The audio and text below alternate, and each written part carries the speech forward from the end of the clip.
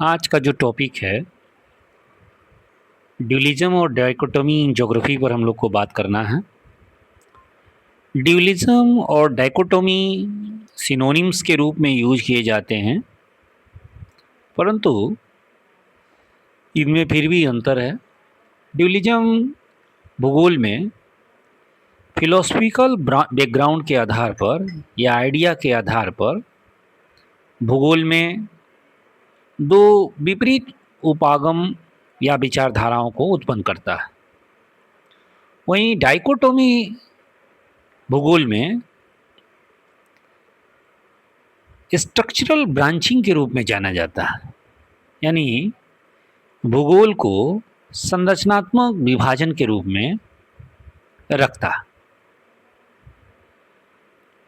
तो डाइकोटोमी जो है वो वास्तव में एक्चुअल स्ट्रक्चरल बाइफर्केशन माना जाता है, वास्तविक संरचनात्मक शाखा, यानी भूगोल विषय को ही दो अलग अलग ब्रांचेज के रूप में रखता है,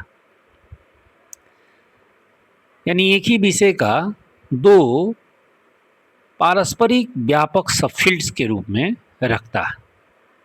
वहीं ड्यूलिज्म जो है वो भूगोल में दो दार्शनिक आधार पर विभाजन करता है। तो इस तरह से दोनों एक दूसरे से जुड़े हुए चीज़ हैं, लेकिन थोड़ा सा अंतर भी रखता है।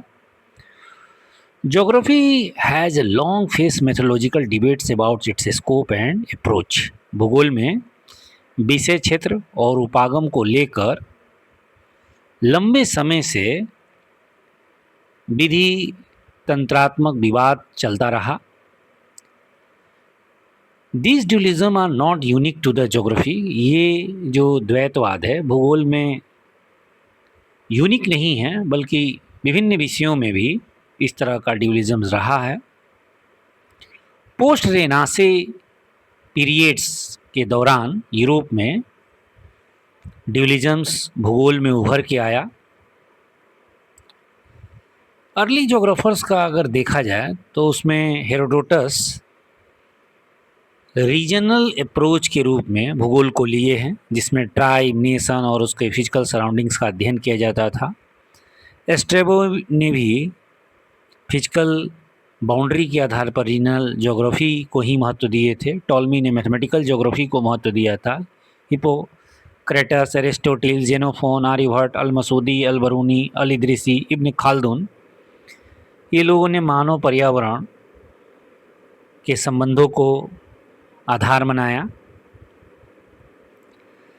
जो मेजर डाइकोटोमीज भूगोल में दिखता है वो general geography versus regional geography, यानी systematic geography versus special geography के रूप में दिखता है।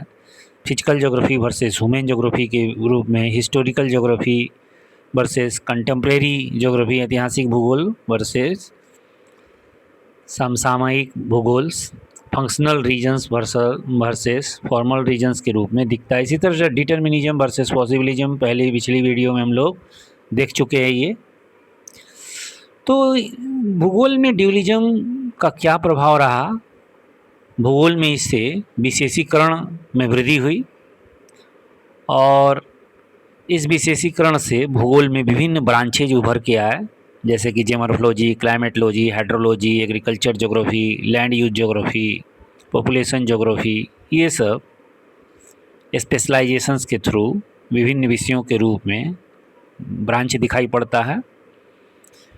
Dualism reflects the evolution of geography into the diverse branches and approaches. तो ड्यूलिज्म के द्वारा भूगोल में विभिन्न शाखाओं और उपागमों का विकास हुआ। Modern geography integrates this dichotomies through a holistic study of human environmental relationships. तो आधुनिक भूगोल जो है मानव पर्यावरण संबंध के रूप में एक समग्र अध्ययन के रूप में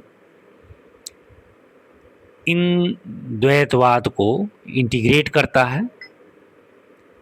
अब पहला हम लोग पास जो डाइकोटोमीज है वो general geography versus regional geography के रूप में है।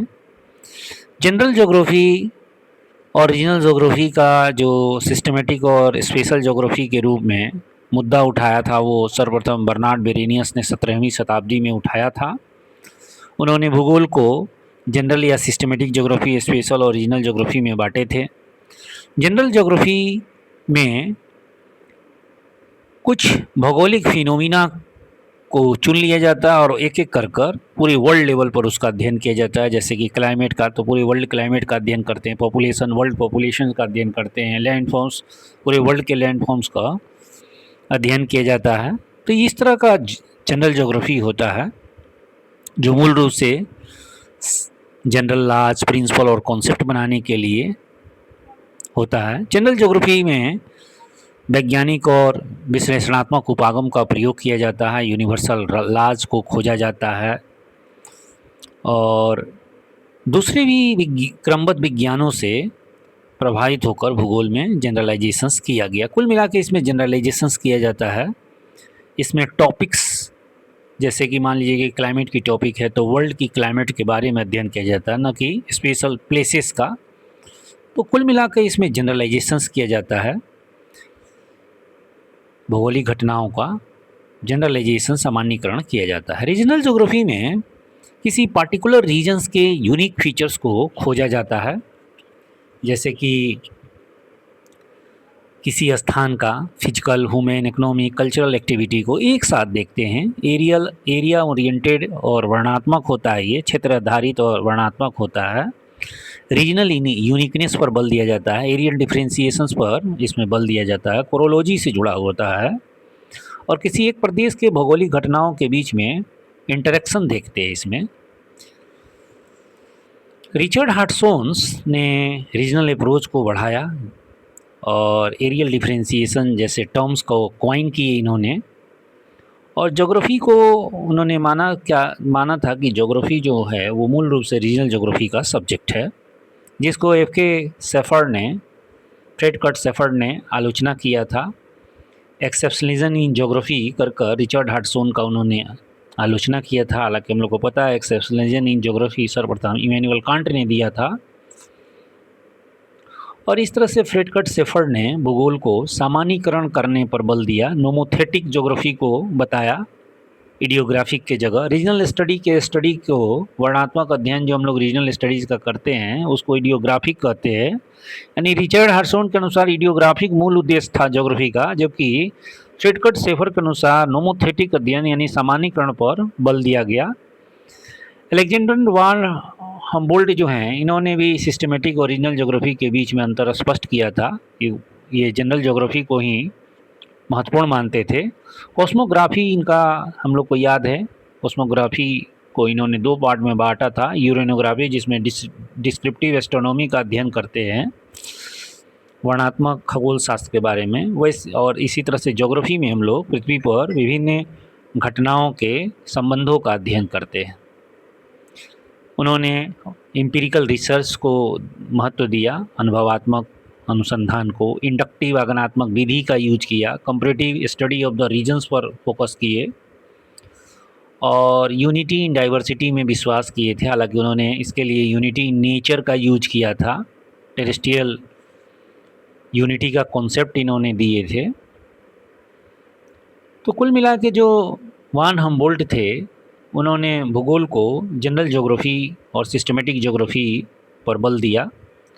कॉल रिटर ने रीजन के आधार पर भूगोल को अध्ययन करने पर बल दिया था। रीजन को इंटीग्रेटेड होल के रूप में लिए उस किसी भी प्रदेश के सारे नेचुरल फिनोमिना, ह्यूमन फिनोमिना को एक साथ अध्ययन करने पर बल दिए थे। इस तरह से इन्होंने सिंथेटिकल अप्रोच पर बल दिया, संश्लेषण करने पर, रीजनल यूनिकनेस खोजने पर इन्होंने बल दिया था और हेगल के फिलॉसफी से प्रभावित होकर टेलीलॉजिकल अप्रोच में विश्वास किए। तो इस तरह से हम लोग जनरल ज्योग्राफी और रीजनल ज्योग्राफी का अंतर अगर ढूंढें तो जनरल ज्योग्राफी थीम ओरिएंटेड है, रीजनल ज्योग्राफी एरिया ओरिएंटेड है। इसी तरह से यूनिवर्सल लॉ बनाने के लिए जनरल ज्योग्राफी बल देता है, वहीं यूनिकनेस खोजने के लिए रीजनल ज्योग्राफी बल देता है। जनरल ज्योग्राफी एनालिटिकल होता है, रीजनल ज्योग्राफी सिंथेटिक और होलिस्टिक अप्रोच का होता है। जनरल ज्योग्राफी में कंपैरेटिव स्टडी करते हैं, जबकि रीजनल ज्योग्राफी में इंटीग्रेटिव स्टडी किया जाता है, समन्वित अध्ययन। जनरल ज्योग्राफी जहाँ कंसेप्ट निर्माण पर बल देता है, वहीं रीजनल ज्योग्राफी रीजनल आइडेंटिटी पर बल देता है।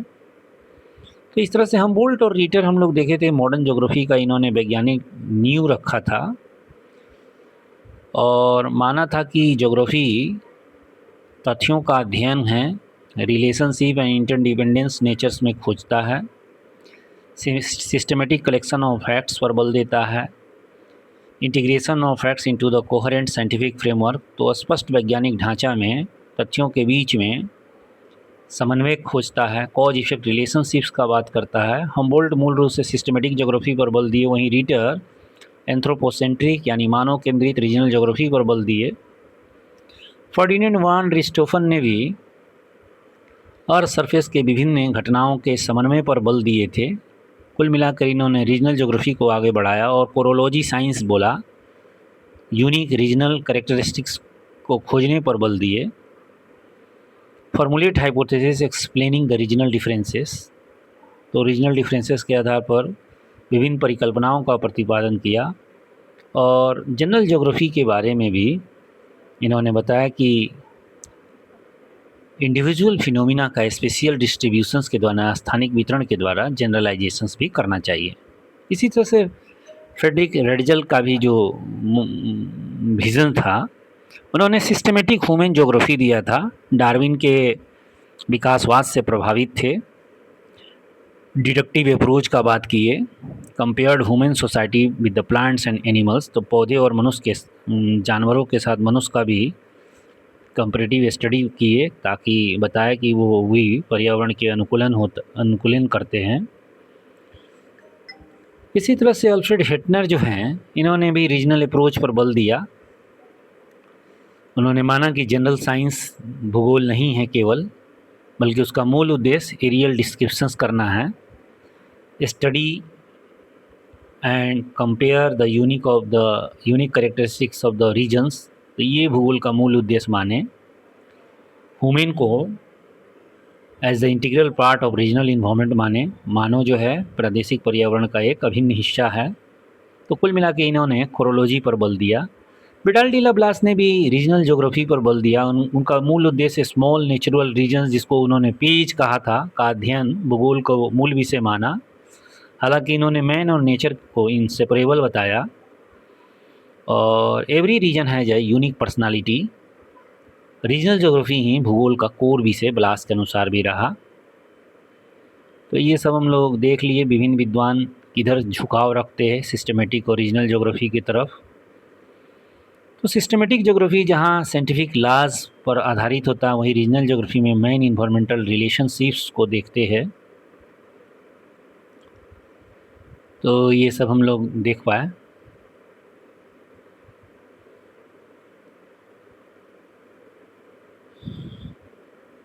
तो इस तरह से geography divided into two major approaches, systematic और रीजनल, ये सारे चीज़ें हम लोग देख लिए। विडाल डी लाब्लास ने टेरेस्ट्रियल होल का कॉन्सेप्ट दिया था, तो ये भी टेरेस्ट्रियल यूनिटी के कॉन्सेप्ट से ही निकल के आया है, जो कि हमबोल्ट ने शुरुआत में दिए थे। एलेक्स रेक्टस ने भी बोला कि humans are not merely products of environment. पृथ्वी का उत्पाद केवल मनुष्य नहीं है, बल्कि वो पर्यावरण में काफ़ी परिवर्तन अपने आवश्यकता अनुसार कर लेता है। रिचर्ड हडसन ने भी एरियल डिफरेंशिएशंस दिया था। रीजनल ज्योग्राफी को ही वो उन्होंने कोर विषय माना ज्योग्राफी का। तो वहीं फ्रेड कट्सेफर ने इसको रीजनल ज्योग्राफी के जगह पर सिस्टमेटिक ज्योग्राफी बनाने पर बल दिया। सिस्टमेटिक ज्योग्राफी में climates of the worlds, land forms of the world, soils of the world, vegetations, population, economic activities, पूरे विश्व का अध्ययन एक करते हैं क्रमिक रूप से। और रीजनल अप्रोच में एक यूनिक रीजन्स के सभी घटनाओं का एक साथ अध्ययन करते हैं। इंडिया ज्योग्राफी एक रीजनल ज्योग्राफी का एग्जाम्पल है। तो ये सारी चीज़ें हम लोग को स्पष्ट हो गई। सिस्टमेटिक ज्योग्राफी में climates, landform, soil, population, economic, cultures का पूरे वर्ल्ड के रेस्पेक्ट में अध्ययन करते हैं। वहीं किसी स्पेशल रीजन्स के रेफरेंस में जब हम लोग बात करते हैं तो ये रीजनल ज्योग्राफी होता है। तो सिस्टमेटिक ज्योग्राफी जहाँ एनालिटिकल होता है, रीजनल ज्योग्राफी सिंथेटिक होता है। सिस्टमेटिक ज्योग्राफी में वन फिनोमिना को पूरे वर्ल्ड के लेवल पर अध्ययन करते हैं, जबकि रीजनल ज्योग्राफी में एक ही साथ सारे फिनोमिना का अध्ययन करते हैं। जनरल ज्योग्राफी जहाँ जनरल लॉज बनाने पर बल देते हैं, वही रीजनल ज्योग्राफी रीजनल यूनिकनेस को खोजता है। जनरल ज्योग्राफी थीम बेस्ड होता है, वहीं रीजनल ज्योग्राफी एरिया बेस्ड होता है। यूनिवर्सल कॉन्सेप्ट जहाँ जनरल ज्योग्राफी प्रतिपादित करता है, वहीं इंटीग्रेटेड अप्रोच रीजनल ज्योग्राफी के होते हैं। तो इस तरह से हम लोग रीजनल ज्योग्राफी और इसको समझ लिए। डर्विन वेंटलिसी ने कॉन्सेप्ट ऑफ कंपेज दिया। तो कंपेज संपूर्ण प्रदेश की संकल्पना दिए थे, जिसमें कि फिजिकल, बायोलॉजिकल, ह्यूमन एलिमेंट्स किसी भी प्रदेश का एक साथ कार्यात्मक रूप से इंटरकनेक्टेड कर अध्ययन किया जाता है। बेरी ने भी सिस्टमेटिक और रीजनल ज्योग्राफी को सेम कंटिन्यूम का दो सिरा माना, और माना कि ये रीजनल ज्योग्राफी और सिस्टमेटिक ज्योग्राफी का सेपरेशन नहीं होना चाहिए, बल्कि इंटीग्रेटेड अध्ययन होना चाहिए। दोनों एक दूसरे को लाभ पहुंचाते हैं। तो ये सारी चीज़ें हम लोग को इसमें भी, ये अनुचिन ने भी science develops through the integration and differentiation. Science समन्वय और अंतर के द्वारा विकसित होता है। उन्होंने एक्सेसिव स्पेशलाइजेशंस को ओवरऑल स्टैंडिंग को कमज़ोर करता है माना, यानी बिल्कुल स्पेशलाइजेशंस हम लोग जब करने लगते हैं ना अतिरिक्त आवश्यकता से अधिक, तो वो अंडरस्टैंडिंग को कमज़ोर करता है। तो geography should integrate different branches, विभिन्न ब्रांचों को इंटीग्रेट करना चाहिए, because the whole is greater than the sum of its parts. तो उसके पार्ट्स के जोड़ने से संपूर्णता उसका ज़्यादा बड़ा है, संपूर्णता के रूप में भूगोल को अध्ययन इन्होंने माना। नेक्स्ट हम लोग आते हैं physical geography versus human geography में। तो फिजिकल ज्योग्राफी में फिजिकल फिनोमिना का अध्ययन करते हैं, जैसे कि climate, landforms, hydrology, oceanography, geology. Human geography में पॉपुलेशन, कल्चर, सोसाइटी, इकोनॉमी, इन सबों का अध्ययन करते हैं। हिकाटियस ने फिजिकल ज्योग्राफी पर बल दिया था, वहीं हेरोडोटस और स्ट्रेबो ने ह्यूमन ज्योग्राफी पर बल दिए थे। बर्नार्ड बेरेजियस ने ज्योग्राफिकल जर्नलिस्ट के द्वारा फिजिकल और ह्यूमन ज्योग्राफी का अंतर स्पष्ट किया था। इमैनुअल कांट ने भी फिजिकल ज्योग्राफी पर बल दिया और studied the wind direction due to the earth rotation. बताया कि अर्थ रोटेशन के चलते विंड डायरेक्शन में डिफ्लेक्शन होता है।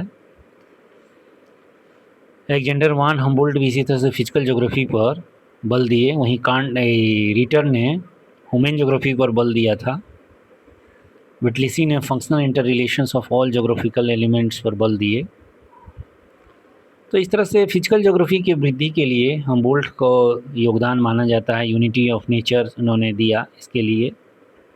सिस्टमेटिक फिजिकल ज्योग्राफी का बात किए। कॉल रिटर ह्यूमन ज्योग्राफी का बात किए। एलेक रेकलस ने लाटेरे के द्वारा फिजिकल ज्योग्राफी का बात किए। मैरी सोमरविले ने इसी तरह से फिजिकल ज्योग्राफी लिखा। अल्बर्ट पेंक ने जेमोर्फोलॉजी का कॉन्सेप्ट दिया था। तो ये सब फिजिकल ज्योग्राफी में हम लोग स्टडी करते हैं। Geomorphology study the landform and their evolutions. तो लैंडफॉर्म्स के एवोल्यूशंस का अध्ययन करते हैं जेमोर्फोलॉजी में। तो डोमिनेंस ऑफ फिजिकल ज्योग्राफी में हम लोग क्लाइमेट्स, सॉइल, लैंडफॉर्म्स, इन सबों का अध्ययन करते हैं। W.M. डेविस ने साइकिल ऑफ इरोजन दिया। कोपेन ने क्लाइमेटिक क्लासिफिकेशन दिया। रेडजन और एलन सैम्पल ने इन्वायरमेंटल डिटर्मिनिज्म दिया। एल्सवर हंटिंगटन ने क्लाइमेट इन्फ्लुएंस द सिविलाइजेशन, तो सभ्यता पर जलवायु का प्रभाव बताया। हक्सले ने पॉपुलराइज फिजियोग्राफी पर बल दिए। तो ये सब विद्वान criticize of the physical geography, over emphasis on the land forms and climates, ignore the role of human beings. तो अगर हम लोग स्थल और जलवायु पर इतना ज़्यादा महत्व दे देना, तो ह्यूमन बींग्स का रोल कम हो जाता है।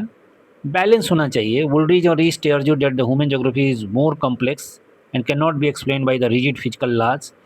ह्यूमन ज्योग्राफी जटिल है और उसको फिजिकल लॉज के द्वारा नहीं समझा जा सकता।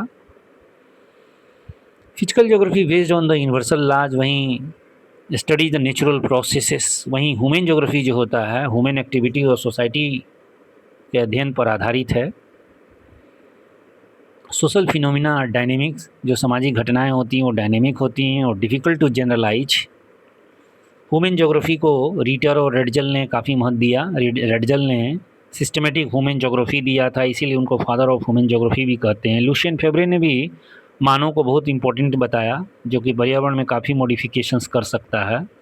इसी तरह से विडाल डी लवलास ने ह्यूमन ज्योग्राफी फ्रांस में इस्टेब्लिश किए, फाउंडर माने जाते हैं फ्रांस के।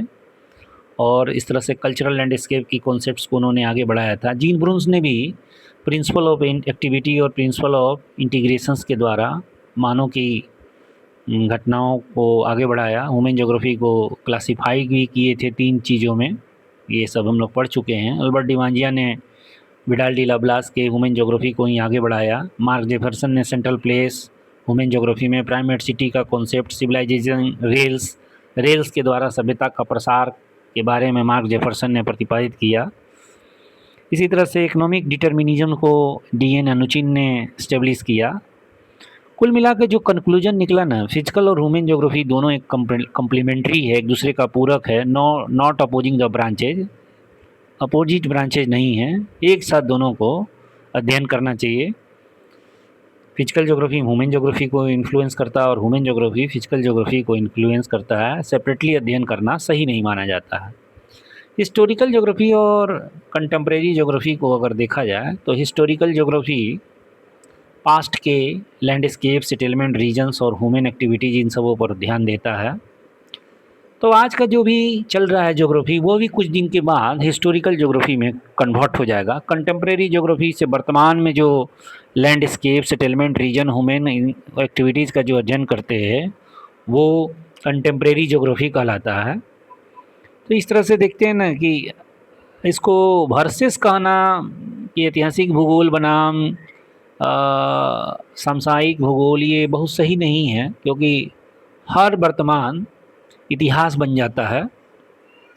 एस.एम. अली ने ज्योग्राफी ऑफ पुरानाज के माध्यम से हिस्टोरिकल ज्योग्राफी के बारे में बताया। राल्फ ब्राउन ने regional historical geography of USA दिया। इसी तरह से एस.सी. डार्विन ने हिस्टोरिकल ज्योग्राफी ऑफ यूरोप दिया। कंटेम्प्रेरी ज्योग्राफी जो होता है कि प्रेजेंट टाइम का स्पेशियल पैटर्न ऑफ फिजिकल और ह्यूमन फिनोमिना दिखाता है, भौतिक और मानवीय घटनाओं का स्थानिक वितरण वर्तमान में दिखाता है। तो कुल मिला के समझ में आ गया कि ये हिस्टोरिकल और कम्प्लीमेंट्री ज्योग्राफी जो होता है एक दूसरे का कम्प्लीमेंट्री है, नॉट कंट्राडिक्टरी, पूरक है। तो ये सारे चीज़ें क्लियर हो गई। नेक्स्ट हम लोग आते हैं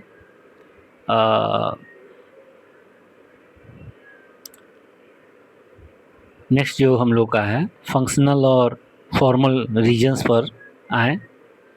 तो जहाँ तक फॉर्मल और फंक्शनल रीजन है, फॉर्मल रीजन से होमोजीनियस फिजिकल फीचर्स पर आधारित होता है। तो फिजिकल और कल्चरल फीचर्स के आधार पर बाउंड्री जो किसी भी रीजन की बनती है उसे हम लोग फॉर्मल रीजन्स बोलते हैं। जो क्लाइमेट्स के आधार पर, सॉइल रीजन के, लैंग्वेज के आधार पर, वीट ग्रोइंग रीजन के आधार, ये सब कल्चरल एक्टिविटी हो गई, लैंग्वेज वगैरह।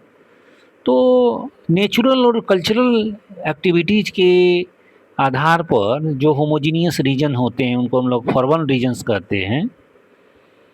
वहीं फंक्शनल रीजन में क्या होता है, वर्क के आधार पर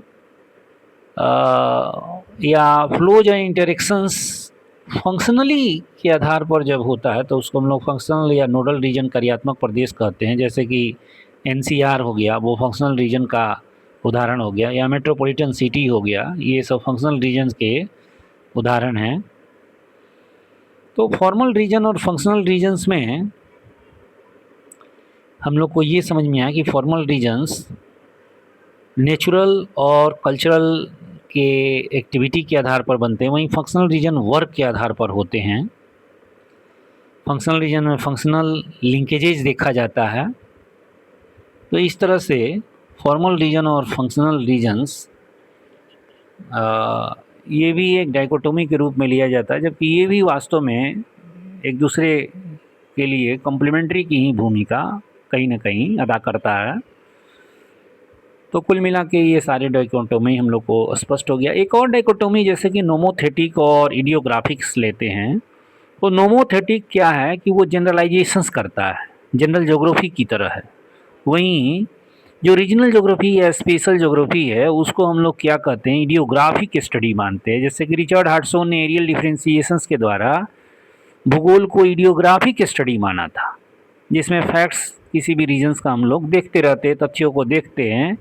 वहीं फ्रेड कट शेफर्ड ने भूगोल को नोमोथेटिक बनाने पर बल दिया। उन्होंने बोला कि भूगोल अब तक क्या है ये मायने नहीं रखता, भूगोल को कैसा होना चाहिए ये मायने रखता है। और यही कारण है कि फ्रेड कट शेफर्ड ने अपने समय के समकालीन भूगोल वेत्ताओं का ध्यान सामान्यीकरण करने पर बल दिया और इस तरह से भूगोल में नोमोथेटिक अध्ययन की ओर उन्होंने ध्यान दिलाया और प्रत्यक्षवाद मात्रात्मक क्रांति का प्रयोग कर कर भूगोल को वैज्ञानिक बनाने का प्रयास किया।